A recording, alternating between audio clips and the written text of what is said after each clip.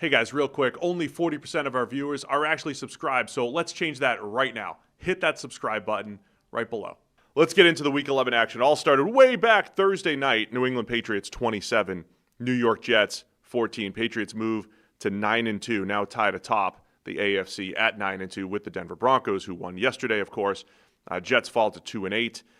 This Thursday night, we will have a watch-along in the Texans-Bills game for our members, so check out the memberships as well.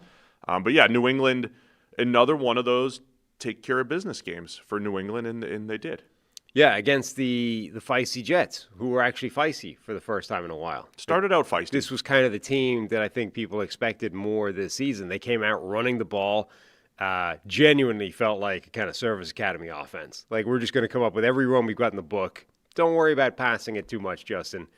Sit back, relax. If we have to later, once we've really established a run, maybe you can dump a pass over the top. But they score a touchdown, 14 plays, 11 runs on that drive. Patriots answer, unfortunately, so it's 7-7. They haven't really done much.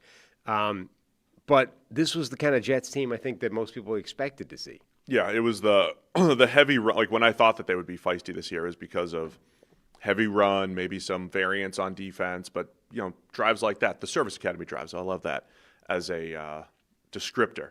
Justin Fields was the leading runner for the Jets with 67 yards, had a couple nice runs in this, but their pass game is just so limited, and that catches up to them in any kind of game. And again, for New England, a take care of business game. The schedule thing is going to be a discussion point for New England down the stretch. It doesn't mean that they can't beat good teams. It's just they're 9-2. They're going through less of a grind than some of the other teams in the AFC.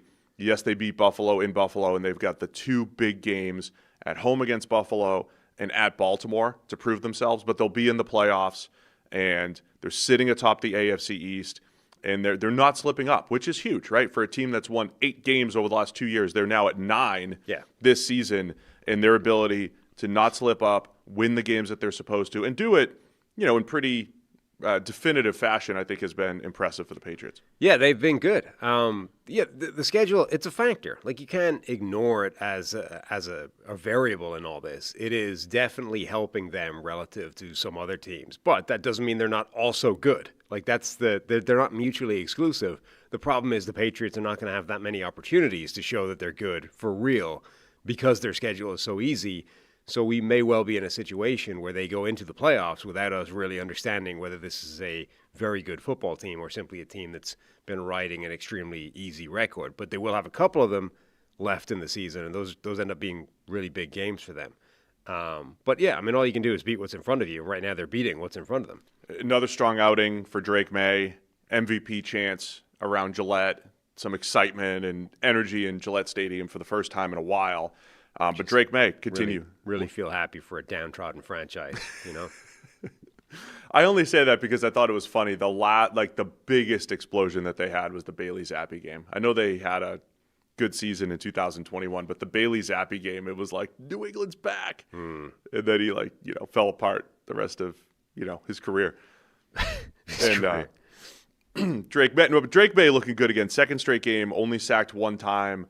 When you watch his plays in this game, I see so many people saying, man, it really feels like the game has slowed down for Drake Maye. And if you look at his pocket movement, his ability to step up and through the pocket, we'll talk about maybe some quarterbacks who don't step up and through the pocket and maybe work backwards a little bit too often when they drop back in a couple hours when we talk about Shedeur Sanders. But Drake Maye does a really nice job manipulating the pocket, and that's a part of his game I think that continues to grow. Even if he's not going to complete 80% of his passes every single game, just the ability to avoid some of those negative plays, turn them into completions, I think that's growing just in these last couple weeks here. Yeah, he's been really impressive with that. His completion rate, his accuracy is still pretty spectacular. That was a huge part of his negative slate as a prospect coming into the NFL, was just the number of layups he left on the table, easy throws, if you like, that he wasn't hitting. And he's kind of eliminated those completely. He's become accurate, he's become efficient, he's hitting almost everything that's there, and he's making some of those plays where he manipulates the pocket, even if it's not, dramatic takeoff and scramble stuff. It's just simple, slide out of the way of the first guy, stay in the space. and make the play, I mean, he looks incredibly impressive. I don't know if he will win MVP, but he's certainly in the conversation. And then finally, pretty good game for Trevion Henderson for the Patriots. Handled most of the running workload. Ramondre Stevenson out again. So 90% Henderson. of snaps. What's that? 90% of snaps for a guy that they had been basically steadfastly refusing to put on the field for any significant period of time for half the year. 3 touchdowns, 2 impressive touchdown runs in tight quarters, and then reception in the back of the end zone, the beneficiary of some of Drake Maye's pocket movement. So 3 touchdowns for Trevion Henderson. Not an explosive stat line or anything, 19 carries for 62 yards, but I think he's doing a little bit better, running through contact. And again, those goal line runs were really good for Henderson, a week removed from having his 2 50-plus yard touchdowns last week against Tampa Bay. Yeah, I mean, it's so strange that kind of, I don't know what the reason is for how little he's been on the field over the first half of the year. I mean, I know people point to a couple of struggles in pass protection early. I mean, that was a strength of his as a prospect. I'm not sure that's a reason to have him completely off the field the way they did for so much of the season, but that was a huge game for him, I think, to show that he can handle that kind of workload and still be really good. So just to finish up on this game, New England sitting there at 9-2. Buffalo got the win. They're 7-3, so they have a 1.5 game lead over the Bills, and they have the tiebreaker for now, but they have the other tiebreakers as well. So even if they slip up against the Bills, the Patriots are in a power position, not only for the AFC East, but for a potential number 1 overall seed. Denver's also at 9-2. Colts are at 8-2. They've got the Chiefs this week. So it's competitive at the top of the AFC, just not with the 3 teams that we expected coming into the year. It's like throwback a decade ago. Patriots, Colts, and Broncos, all atop the AFC. Yeah, strange times relative to expectations coming into the year. A couple other things from the game. Milton Williams got hurt. It was like a friendly fire thing. Went to the locker room, was back on the sideline, but I don't think came back in the game properly. So that's not ideal for the Patriots, but I don't think is a long-term serious thing.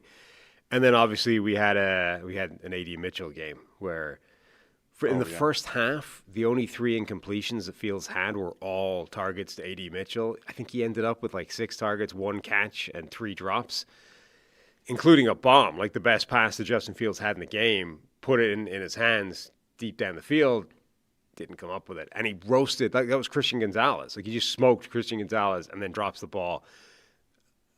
Double move, gets behind him. That was that was the worst of it, but that was a classic A.D. Mitchell game where it's like you were just at the center of every bad thing that's happening in this passing attack right now.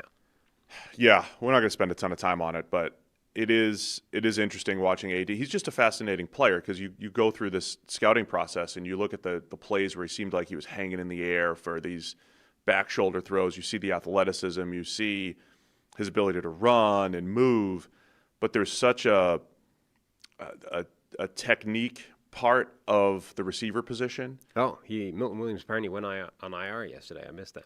Oh, I didn't see that either. That's significant. He's been disruptive for that Patriots defense. Appreciate the live fact check from Ben Stockwell. Thank you, Ben. Well, I was going to call out Ben as well. So A.D. Mitchell's 1 catch was a slant, and I felt like saying every route that he ran in Indianapolis was all vertical, and every screw up was like, I don't think he ran to the right depth, or he's running a comeback and the QB's running a go. Maybe run more slants. Like you can't mess that up. I mean, that's usually not a read. That's a good thing. Like it's pretty hard to screw up a slant. Yeah, I mean, you can drift on it, you can change the angle, whatever. Right. But he caught the slant, and then it was, Ben texted me. He goes, "Man, first 5-yard stick route to A.D. Mitchell. He runs it at like 7 yards, and it looks like Fields misses the throw by a mile." And I think I texted you the same thing. I was like, any vertical route, I have zero faith that he's going to run it to the right depth with the proper details and just be on the same page as the quarterback. And that's what you saw. And when he was on the same page, you're right, he dropped it. There is limited scope for screwing up a slant. It's not impossible, but it's harder. All that said, I mean, I think the Jets are making the right move to see what they have. John Mechie led the team with 45 receiving yards.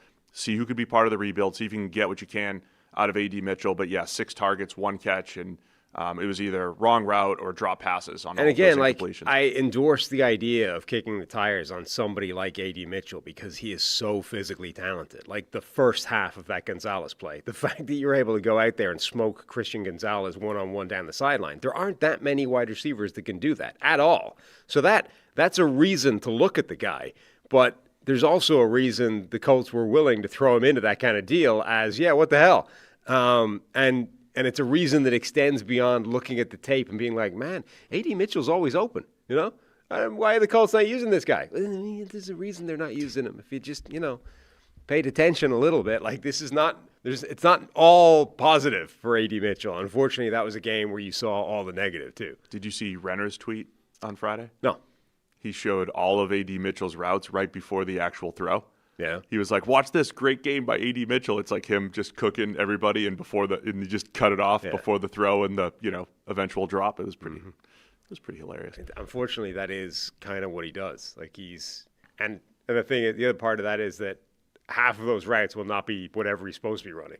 Yeah. Don't know if that's, It's like, yeah, I can what get the open. play calls for. If you just let me do whatever I want to do, I can get open all the time. Will it, screw up other things? Yeah, maybe. Anyway, New England, once again, impressive job by them, both sides of the ball. They come to Cincinnati next week.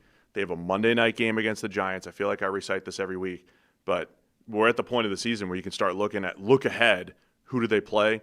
Bengals, Giants, then a bye week, then the Bills, Ravens. So those are the two next big games for New England to prove that they could play against playoff caliber teams. Then they finish with the Jets and the Dolphins. So a huge opportunity for New England to not only win the AFC East, perhaps even a number 1 seed here at 9-2. Thanks for watching all the way to the end of the video.